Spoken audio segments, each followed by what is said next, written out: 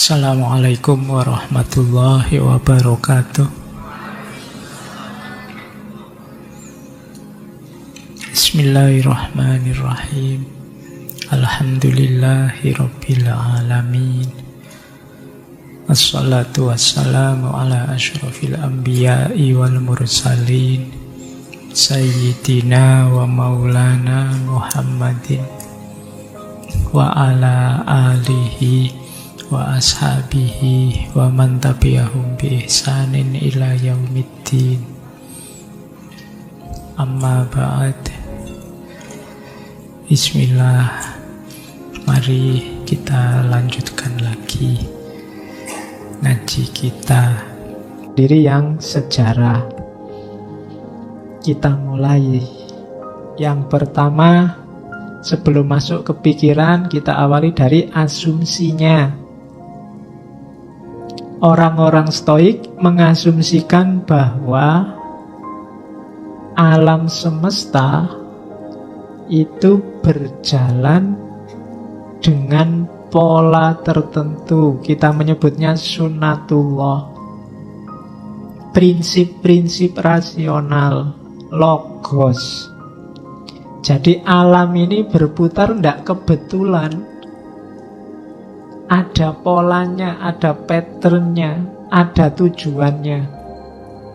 Kamu jadi manusia, dilahirkan, di belakang rumahmu tumbuh pohon kelapa, kucingmu tiba-tiba beranak 3 dan lain sebagainya. Itu bukan sesuatu yang tidak sengaja. Ya kamu lahir kan juga sengaja pasti kan. Kalau nggak sengaja malah ngewatiri. Nggak sengaja pun kok kamu benar-benar lahir, itu pasti dalam rangka grand desainnya alam semesta. Keberadaanmu nggak pernah sia-sia. Ya kalau bahasanya Quran kan ada itu yang afahasibtum annama khalaqnakum abasa. Apa mbok anggap katanya Allah ini, aku menciptakan kamu itu iseng aja? Enggak. Ya abasa itu kan main-main, bahasa sekarang kan iseng. Mbok anggap aku bikin kamu itu iseng, Mbok. Itu kan tanyaannya Allah begitu. Enggak, aku serius. Kalau bahasanya Stoik, ada logosnya, ada pola rasionalnya, ada tujuan, target, ada desainnya. Gelas itu dibikin semacam itu kan ada polanya, ada logosnya. Orang yang bikin gelas, bayangannya itu nanti diminum manusia, diminum orang. Orang itu mulutnya segitu, tangannya ada di sampingnya, kan bikin gelas ini kan membayangkan itu. Karena tujuannya untuk manusia, maka desainnya semacam itu. Itu kan namanya tidak asal. Ada desainnya yang dituju. Kalau memberi minum sapi misalnya, nggak gelas kayak gini, nggak nyampe sapinya. Sapi juga nggak bisa tos. Jadi ya gelasnya dibikin ember besar, kasih air biar dia nunduk. Ini namanya ada logosnya, ada tujuannya, tidak asal. Alah yang penting minum gitu aja toh Pak Lunda. Gelasnya dibikin yang sekiranya manusia bisa minum. Alam semesta diciptakan Allah juga begitu, kayak kita menciptakan gelas tadi. Segalanya ada tujuannya, ada polanya. Dan itulah nanti kita menyebutnya sunatullah, atau kadang disebut hukum alam, natural law. Itu logosnya. Ya hukum alam itu kayak gelas ini loh. Ini tutupnya ya. Ini tutupnya, ini gagangnya, ini wadahnya, ini kan logosnya. Yang dipegang ini, jangan ini. Minumnya dari sini, jangan dari sini, tidak keluar airnya kan. Itu ada logosnya, kamu nggak bisa ngawur. Berhadapan dengan alam semesta juga begitu. Dia ada polanya. Pahami ini. Kalau nggak paham, kamu nggak bisa minum. Nggak ada sedotannya ya jangan disedot. Kan begitu. Bismillah, silahkan diminum, nggak apa-apa.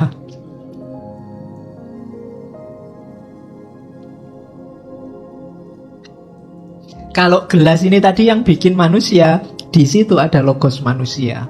Alam semesta ada logosnya Tuhan.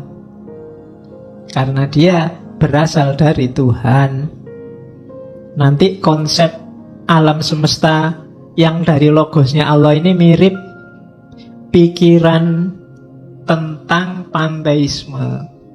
Jadi dalam diri alam semesta ada kandungan Tuhannya. agak susah ngomong kandungan. Dalam gelas ini ada bau manusia. Bau dalam tanda petik ya, bukan berarti habis tak sentuh terus mampu aku urung adus. Jadi jejaknya manusia kan kelihatan di situ. Karena yang bikin manusia. Laptop ini kan terasa jejaknya manusia yang bikin. Di sini ada manusia. Kalau kamu tiba-tiba misalnya jalan di tengah hutan, sepi, tidak ada siapa-siapa, nemu laptop, oh ada manusia mesti di sini.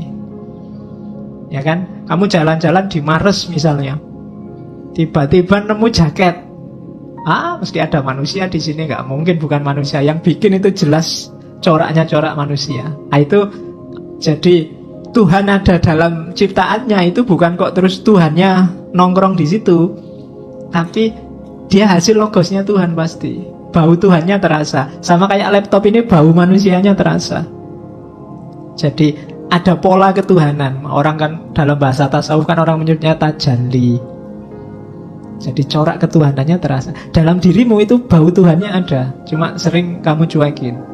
Yang keluar bau setan terus. Ya karena kita lengkap ya, mampu setan ya mampu Tuhan. Jadi Tuhan ada dalam segala sesuatu. Dari situlah nanti ada divine reason. Jadi yang kita menyebutnya hukum alam. Dan ini sifatnya pasti. Sepasti gelas ini, bahwa ada gagangnya, minumnya dari situ, naruhnya semacam itu. Kalau kebalik naruhnya ya tumpah. Berhadapan dengan gelas ini kan kamu nggak bisa, kita kan bebas pak, mau tak minum dari bawah kan suka-suka saya, ya minum nanti tidak keluar airnya. Jadi dari situ nanti lahir gagasan bahwa alam ini sudah diciptakan dengan hukumnya, semua tinggal mengikuti hukum ini. Itu yang nanti dalam filsafat namanya fatalistik. Sudah ada polanya, sudah ada blueprintnya, tinggal dijalankan, termasuk manusia. Jadi oleh karena itu, agar desain tadi berjalan, hasilnya sesuai yang kita inginkan, semuanya harus menjalankan perannya masing-masing, termasuk manusia. Ya manusia ya jadilah manusia yang baik. Jangan jadi hewan, jangan jadi tumbuhan, jangan jadi barang, benda. Berpelana sebagai manusia. Tutupnya gelas, ya jadilah tutupnya gelas. Gagangnya juga jadilah gagangnya gelas. Karena begitu malfunction, begitu nggak jalan, alam semesta akan chaos. Kalau itu gelas, kamu nggak bisa minum. Harusnya tutupnya kamu jadikan gagangnya, ya buyar. Sama. Ketika hukum alam ini tidak kamu patuhi, yang terjadi kacau. Kalau sudah kacau ya tujuan tadi, grand design tadi tidak ada manfaatnya, merusak. Sama kayak laptop ini tadi kan bau manusia. Kalau jalannya tidak sesuai dengan peruntukannya, ya mesti kacau. Harusnya dia keyboard tapi pura-pura jadi mouse, harusnya layar pura-pura jadi kabel, susah. Mesti kacau. Nah, masing-masing ada perannya, ada fungsinya. Untuk bisa harmonis, semuanya harus berperan sesuai fungsinya masing-masing. Itulah nanti pandangan Stoa. Awalnya di situ. Dari situ terus berarti manusia juga begitu. Iya, manusia juga begitu. Jadi manusia itu bagian dari alam. Istimewanya apa? Dia punya nalar, punya reason. Satu-satunya komponen alam semesta yang nyambung langsung sama Tuhan itu manusia. Bagian apa yang nyambung? Reasonnya, nalarnya, akalnya. Jadi akal ya bukan otak. Akal itu lebih ke fungsi berpikirnya. Kita mikir itu kan semacam mekanisme. Kalau laptop itu kan prosesornya. Dari situ kan dia bisa ngapa-ngapain. Nah, manusia juga dia binatang yang berpikir, binatang yang bernalar sejak awal. Ini diawali dari Aristoteles mendefinisikan ini. Jadi manusia ini khusus karena dia bisa berpikir, cuma dia juga bagian dari alam semesta. Jadi manusia punya dua tugas sekaligus akhirnya. Yang pertama apa? Memposisikan dirinya selaras dengan alam semesta dan ngopeni sekelilingnya agar menjalankan perannya masing-masing. Itu nanti kalau dalam agama namanya khalifah. Jadi tugasmu sebagai khalifah itu apa? Menjaga agar lingkunganmu, alam sekelilingmu itu berjalan sesuai hitohnya masing-masing. Yang sapi ya biar berperan jadi sapi, yang kambing jadi kambing, yang padi jadi padi, yang manusia jadi manusia. Dan manusia punya tugas ngopeni alam semesta dan ngopeni dirinya. Itu asumsinya tentang manusia. Dari situ akan lahir harmoni. Jadi yang pertama, alam itu sudah ada hukumnya. Alam berarti manusia. Kemudian yang kedua, manusia itu dia punya akal, punya nalar, yang membedakan dari yang bukan manusia. Maka mikir itu penting, akal itu penting. Nah, filsafat ngajari kita cara pakai akal. Akal itu penting tapi nggak dipakai, ya nggak ada gunanya. Jadi latihan mikir itu penting. Karena kalau kita mikirnya nggak benar, sama saja akal kita nggak fungsi. Kalau akal kita nggak fungsi, ya berarti kayak kita nggak punya akal. Padahal ketika nggak punya akal, manusia kehilangan jati dirinya. Karena jati dirinya manusia itu binatang yang berpikir. Berarti binatang, kalau manusia minus berpikirnya, tinggal binatangnya. Hati-hati, kalau kamu tidak mikir berarti statusmu turun dari manusia jadi binatang. Makanya jangan deket-deket temenmu yang sedang stres. Judek aku raiso mikir, hati-hati itu. Ya, kalau sudah judek tidak iso mikir itu alamat sudah. Tinggal binatangnya, wong kan berpikirnya nggak bisa sudah. Oke, jadi manusia itu berpikir mandiri, tapi dia juga terikat oleh hukum alam. Karena dia bagian dari alam semesta. Salah satu elemennya. Kalau manusia kacau, ya lingkungan sekelilingnya juga akan kacau. Maka manusia harus berpikir, bertindak, berperilaku sesuai dengan keselarasan alam semesta. Nah, itu asumsi kedua. Terus, nah, gimana caranya manusia biar selaras? Ya, lakukan hal yang baik. Yang baik itu apa? Yang harmoni dengan alam, harmoni dengan akal, harmoni dengan Tuhan. Kamu tidak harmonis dengan salah satu ini aja, tidak akan bisa baik hidupmu. Kalau kamu nggak harmonis dengan alam, kamu sakit. Manusia itu kan, tubuhmu ini kan bagian dari alam. Kalau kamu nggak harmonis, kamu pasti sakit. Nggak harmonis itu salah satu unsurnya terlalu banyak, itu kan tidak harmonis. Terlalu banyak air ya kembung, terlalu banyak angin masuk angin. Terlalu banyak, apalagi unsur-unsur hidupmu kan banyak itu. Coba terlalu banyak gula, diabetes, itu karena nggak harmonis. Oke, terlalu banyak ketawa, stres. Terlalu banyak, pokoknya terlalu banyak. Atau terlalu kekurangan, itu tidak harmonis juga. Harus harmonis sama alam. Yang kedua, harmonis dalam pikiran. Pikiran nggak seimbang, yaitu tadi, stres. Nggak bisa mikir, hidupmu mesti kacau. Dan yang ketiga, harmonis sama Tuhan. Ini lebih bahaya lagi. Kok tidak sholat mas? Hubungan saya sedang tidak harmonis sama Tuhan. Iya, itu mewatiri itu. Hati-hati. Nah, saya baru bisa ranjang aku sementara. Enggak. Harus harmonis lagi. Kenapa harus harmonis sama Tuhan? Karena alam semesta dan akalmu dan dirimu itu berjalannya, prosedurnya adalah logosnya Tuhan. Ketika kamu tidak harmonis sama Tuhan, itu kayak tadi, komputer kehilangan prosesor. Tidak akan jalan, hidupmu mesti kacau. Tidak ada tujuannya. Kan nanti ada filosofi yang ngomong tujuan itu. Sekarang tariklah tujuan terus-terusan. Haus, minum. Kalau sudah minum, lega. Kalau sudah lega, ngapain? Terus, itu kan filsafat namanya teleologis, mengejar tujuan. Puncaknya tujuan nanti ke Tuhan. Kawin, biar punya anak. Kalau sudah punya anak, ngapain? Kalau sudah itu, terus ngapain? Terus kamu tarik, ketemunya juga logosnya Tuhan nanti. Maka harus harmonis. Hidupmu itu baik kalau harmoni. Jadi harmoni itu porsional dan proporsional. Takarannya pas, itu harmoni. Tidak lebih, tidak kurang. Oke. Jadi kalau ingin hidupmu yang baik, yang pertama itu.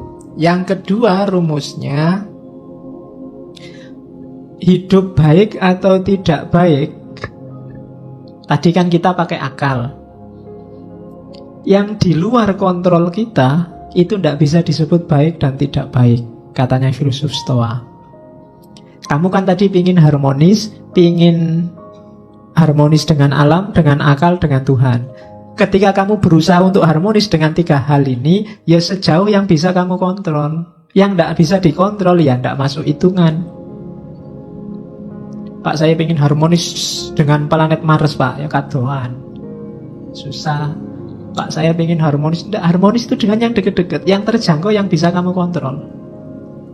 Gimana caranya agar ngaji ini lebih santai? Itu kan bisa di dalam jangkauan kita. Tapi yang di luar jangkauan ya tidak usah dihitung. Kalau dihitung ya di luar kontrol kita. Gimana caranya yang di ngaji malam ini masuk surga semua? Wah, itu kita di luar kontrol kita. Bisanya cuma mendoakan. Ya syukur-syukur besok kita bisa ngaji filsafat bareng-bareng di sana. Kalau enggak ya berarti ada yang kececeran itu berarti. Oke. Jadi harmoni tidak harmoni jadi tanggung jawab kita, terkena nilai atas diri kita kalau itu dalam jangkauan kita. Yang di luar jangkauan kita enggak. Misalnya, ini tetanggaku kulitnya putih-putih, aku sendiri kok hitam ya, ini harusnya jadi putih. Enggak, itu di luar jangkauanmu. Kulitmu hitam kan kamu nggak minta juga. Kalau bahasanya Ghazali, itu bedanya kholq sama khuluq. Kalau kholq itu paketan dari Allah, kita ya sudah diterima aja. Tapi kalau khuluq itu dari kita. Kholq itu kan rambutmu keriting apa enggak, kulitmu hitam apa enggak, bibirmu kayak gimana, itu kan Allah. Kamu enggak dosa, enggak apa-apa. Tapi kalau khuluq ini hubungannya sama dosa, berada dalam kontrolmu. Makanya enggak usah galau kalau rambutku keriting ya Pak, kulitku kok hitam ya Pak. Nah, kamu enggak dosa, tenang aja, enggak usah galau. Iya. Jadi enggak usah terlalu stres gara-gara kholq, karena itu di luar jangkauanmu. Tapi sekarang kan bisa diputihkan, Pak. Iya. Ya bisa aja. Apa susahnya sih memutihkan? Kamu tinggal beli kapur sama. Iya. Ya bagi yang punya uang mungkin berada dalam jangkauannya mutihkan. Tapi yang nggak punya kayak kita kan di luar jangkauan kita. Jadi nggak usah galau dengan sesuatu yang di luar jangkauan. Pak, saya itu ingin menyelamatkan Ahok ya Pak. Gimana caranya? Nggak usah. Di luar jangkauanmu itu ndak usah ndaki-ndaki, nggak nyampe. Wong kamu besok bisa makan apa enggak masih mikir mau menyelamatkan Ahok. Jauh. Jadi yang di luar kontrolmu ndak. Jadi baik atau buruk itu dalam yang bisa kamu kontrol. Jadi yang pertama tadi rumusnya, baik itu yang harmonis. Yang kedua, baik atau buruk itu yang bisa kamu kontrol. Terus yang ketiga, tadi kan disuruh harmonis. Harmonis dengan alam, harmonis dengan akal, harmonis dengan Tuhan. Itu jawabannya satu, melakukan kebajikan. Kebajikan itu berarti apa? Melakukan hal yang utama. Semua yang baik, semua yang berakhlak, semua yang bajik, itu hasilnya harmoni. Begitu ada yang melakukan yang tidak baik, tidak bajik tadi, lahirnya mesti chaos. Kenapa kok kacau? Karena banyak yang tidak menetapi kebajikan. Begitu ada satu yang tidak jujur, mesti nanti yang bersangkutan dengan dunia ketidakjujuran itu akan kacau. Misalnya saya bohong, harusnya saya masuk, saya tidak masuk, dan aku diem-diem aja, tidak ngomong-ngomong. Itu kan kacau, kamu datang ke sini, kosong kacau. Gara-gara ketidakbajikan satu. Maka harmonis itu akan lahir kalau kita melakukan hal-hal yang bajik, yang baik. Rumus ketiga. Jadi kalau ingin jadi orang baik, yang pertama targetnya kebaikan itu harmoni. Yang kedua, baik atau tidak itu hanya dalam hal-hal yang bisa kita kontrol saja. Yang enggak, ya enggak bisa baik, enggak bisa buruk. Yang ketiga, harmoni itu akan lahir melalui kebajikan. Tidak mungkin dari hal-hal yang tidak bajik akan lahir harmoni. Dari kecurangan, dari pengkhianatan, dari kebohongan, dari tidak akan. Mesti yang lahir chaos. Kalau sekarang belum, tunggu saja saatnya. Nah, jadi ini katanya Zeno ya. Jadi etikanya Zeno. Kemudian yang keempat, oleh karena itu, akhirnya apa? Harmoni itu akan kembali ke kita lagi. Tadi kan kita mewujudkan harmoni lewat jalur kebajikan. Kalau sudah bajik, akan lahir harmoni dalam jiwa kita. Tenang kita. Jadi rumusnya orang hidup itu katanya Zeno, yang pertama wujudkan harmoni dalam hal-hal yang bisa kita jangkau. Jalannya adalah melakukan kebaikan. Kalau semua sudah kita lakukan, jiwa kita akan tenang, harmonis juga. Jadi 4. Kalau kita bisa mewujudkan 4 ini, kita akan hidupnya enak. Itulah sunnatullahnya, kebaikan. Rumusnya itu. Kalau dilanggar sejak awal ya, kita tidak akan bisa menemukan harmoni dalam diri kita. Kalau jiwamu masih selalu nyari, pingin enak, masih pingin terus nuntut terus, berarti kamu perlu mewujudkan ini. Jalanmu perlu dihidupkan lagi lewat kebaikan. Biar lahir harmoni, biar jiwamu tenang. Dan itu pun dalam hal yang bisa kamu jangkau. Yang tidak bisa dijangkau, ya berdoa saja.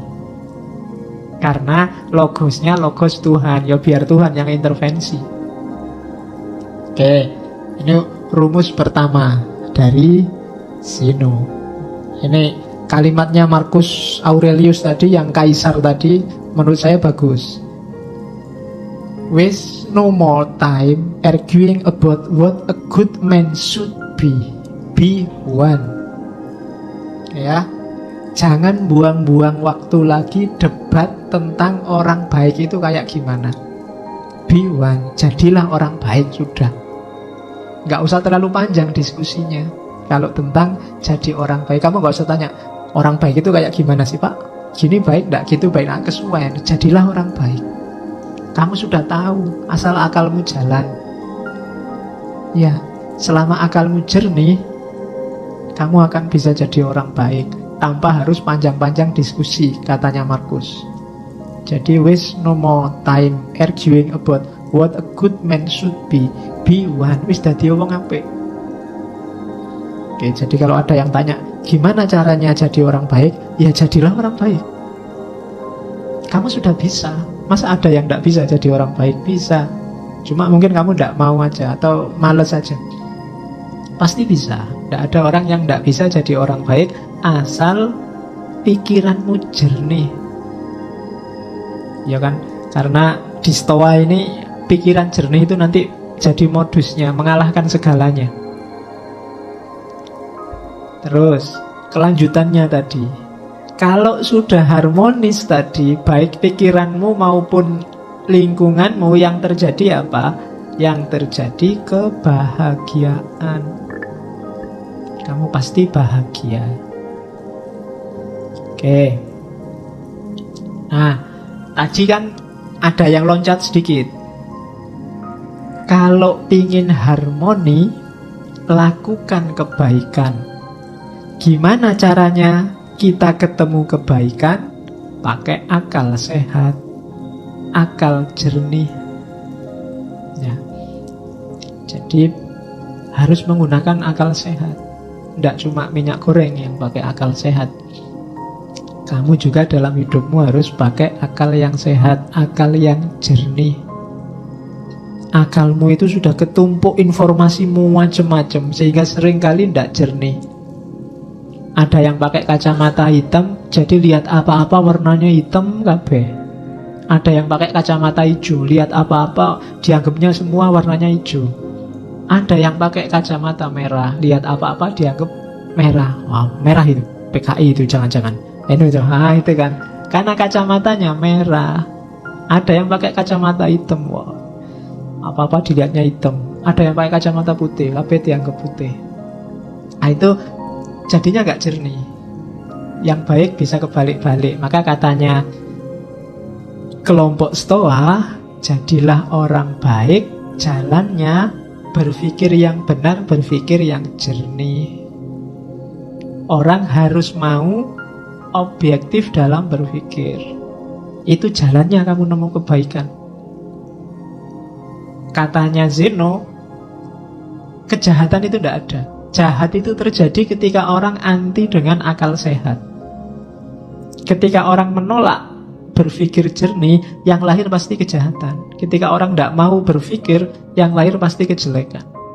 Karena yang bisa menemukan mana baik, mana buruk itu akalmu. Kenapa kok bukan perasaan, bukan emosi? Kelompok Stoa dikenal agak kritis terhadap emosi, terhadap rasa. Karena emosi sering tidak objektif. Yang baik bisa jelek karena kecenderungan emosi, atau sebaliknya, yang jelek kelihatan baik karena kecenderungan emosi, rasa. Sejelek apapun mungkin pacarmu, bagi kamu kan paling cantik. Itu rasa. Kalau temenmu objektif, enggak kok, dia enggak cantik, kamu kan marah. Ya enggak ya, dia sementara ini ya paling cantik, kecuali ada yang lain besok. Jadi rasa itu kan cenderung ke yang disukai dan anti dengan yang enggak disukai. Ini enggak jernih. Yang bisa jernih akal. Kalau kamu bilang kamulah satu-satunya yang tercantik di dunia misalnya, loh pas kamu ngomong gitu itu, tenane coba objektif. Ya enggak sih, akal itu. Kalau akal disuruh ya enggak, di TV-TV yang lebih cantik ya banyak. Ya kan? Kalau akalmu mau jernih ya ora. Cuma kan ya itu kan untuk PDKT. Jadi kebahagiaan dalam kebaikan ketemunya dari akal sehat. Maka jagalah baik-baik akalmu biar sehat. Karena itu yang menjamin kamu masih manusia apa bukan. Jaminannya akalmu. Begitu akalmu meleset, ya kemanusiaanmu dipertanyakan. Karena dari situlah lahir kejahatan. Ada orang maling itu mesti karena mikirnya gak panjang. Ada orang ngerusak mikirnya gak panjang. Ada orang tawuran mikirnya gak panjang. Jadi biasakan berpikir agak panjang. Ada cerita bagus dari tradisi Zen. Jadi satu ketika ada guru Zen yang dimintai nasihat seorang prajurit. Guru, saya mau beli kebijaksanaan. Tidak minta ya, beli. Kasih saya kebijaksanaan paling mahal. Akhirnya dikasih. Oke, tapi mahal ini ya. Oke, tak bayar berapapun, dikasih. Katanya guru itu gini, tak kasih kebijaksanaan paling mahal. Sebelum kamu memutuskan sesuatu, majulah 3 langkah dan mundurlah 3 langkah. Baru lakukan keputusanmu. Ini prajuritnya heran, kayak gini kok mahal opo itu. Iya. Begitu prajurit ini pulang, sampai rumah depan pintu lihat sandalnya orang lain. Istriku sama siapa ini di dalam? Kurang ajar. Begitu buka pintu kamar, bener di kamar ada yang tidur sama istrinya. Meskipun gak kelihatan wajahnya. Oh, dia sudah marah, sudah nyabut pedang ini prajurit. Bunuh aja ini yang sama istriku. Begitu mau bunuh, tadi guru tadi nyuruh aku sebelum memutuskan sesuatu, maju 3 kali, mundur 3 kali. Oke deh, sudah bayar mahal-mahal ya, nggak apa-apa lah. Jadi dia maju 3 langkah, terus mundur 3 langkah karena ada jeda ini. Terus istrinya bangun, yang sama istrinya juga bangun. Lu ngapain kamu kok jalan maju? Ternyata yang sama istrinya ya saudaranya istrinya. Baru dia, selamat, aku tadi maju 3 langkah, mundur 3 langkah. Coba kok langsung brus gitu, wassalam. Ya nasihatnya maksudnya, ya mikir dulu lah, jangan kesusu. Apa-apa itu dipikir, pakai akal sehat. Nanti ketahuan jawabannya, jangan gerusa-gerusu diputuskan. Jadi, boleh kamu, ini nasihat mahal, buat kamu gratis, tidak apa-apa. Jadi kalau mau apa-apa, maju 3 langkah, mundur 3 langkah. Jangan langsung diputuskan. Mau nembak juga gitu. Kalau meskipun sudah di depannya, sebentar, maju 3 langkah, mundur 3 langkah. Ya, lu siapa ngerti pas kamu maju mundur terus pacarnya datang, wah nggak jadi. Untung tadi belum nembak. Kalau sudah nembak malu kan dirimu. Oke, jadi pakailah akal sehat. Katanya Zeno ada 4 biasanya, 4 hal yang merusak. Kenapa dia tidak terlalu suka dengan emosi? Yang pertama apa?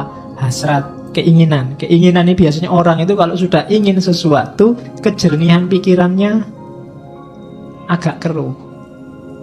Dipertanyakan, kalau sudah karep itu biasanya sudah tidak jernih lagi. Ketakutan juga begitu. Kalau masih ada yang bikin kamu takut, itu biasanya nggak jernih pikiranmu. Yang kamu pikir gimana caranya selamat gitu dok. Kadang mengorbankan banyak hal. Kesenangan, kalau sudah senang, main game bisa 3 hari 3 malam. Ada kan yang begitu, sampai tewas main game, itu kesenangan. Kan kemarin saya baca ada yang sampai tewas main game di warnet sampai 3 hari 3 malam dan meninggal di warnet. Itu kan kesenangan yang merusak. Kadung seneng sama WA, kadung seneng sama Facebook, pokoknya tidak pernah lepas dari tangan. HP dicas aja, dipegangi terus ngalang-alai sedang ngapain itu ya. Jadi HP sekarang jadi yang mengendalikanmu. Kayak binatang yang dikasih apa? Ditali itu, yang nali itu ya HPmu itu. Kamu selalu ke situ.